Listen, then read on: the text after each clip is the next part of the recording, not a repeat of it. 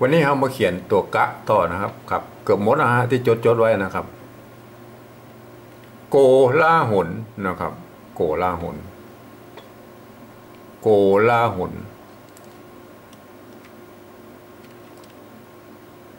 โกนะครับมันเสียงจัตวาตัวกะโก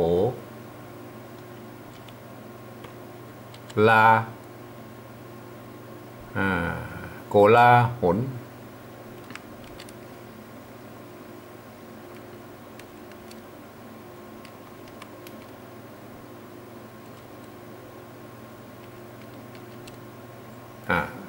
ปกติแล้วมันโกลาเนี่ยเพื่อจะเอาไปซ่อนกันนะครับ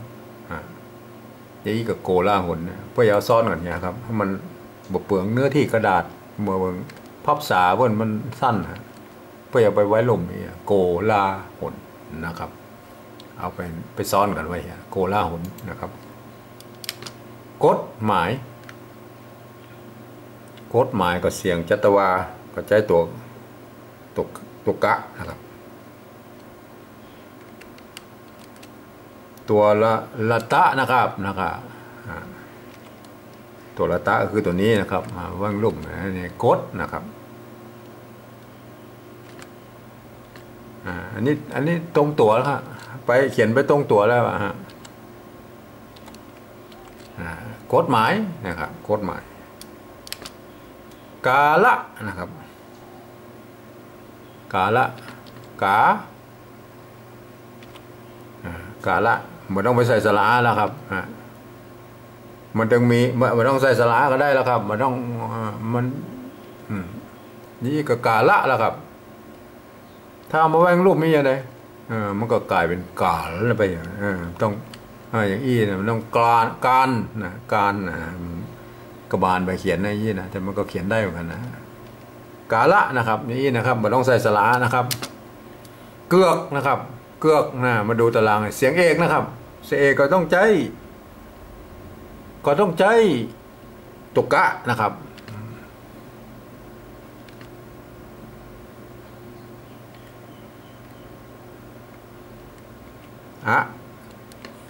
ลงไปเป็นกันจ้อนกันจ้อนนะครับใส่ตุกะอันตัวนะฮะถ้าใส่อันตัวมันเป็นได้เกลือเป็นเกลือเอาเอาไปนะครับใส่ตุกกะไปเกือกนะครับเกือกนะครับ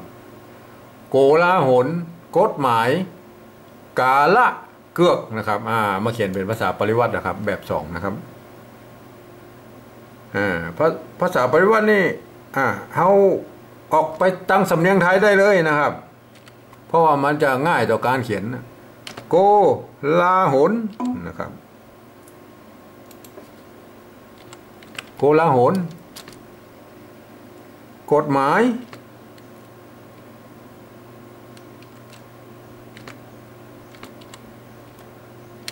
กาละ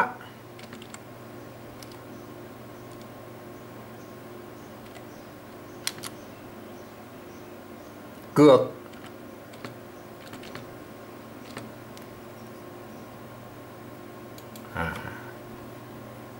ตัวนี้ไม่ใส่ก็ได้นะ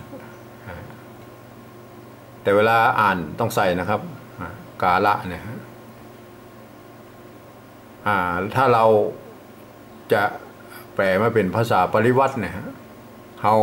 ออกไปทางสำเนียงไทยจะง่ายกว่านะครับก็แล้วแต่ใครจะชำนาญนะครับแต่อ่านมันจะต้องอ่านเป็นโกลาหลนะครับกฎหมายนะครับกาละนะครับเกือกนะครับ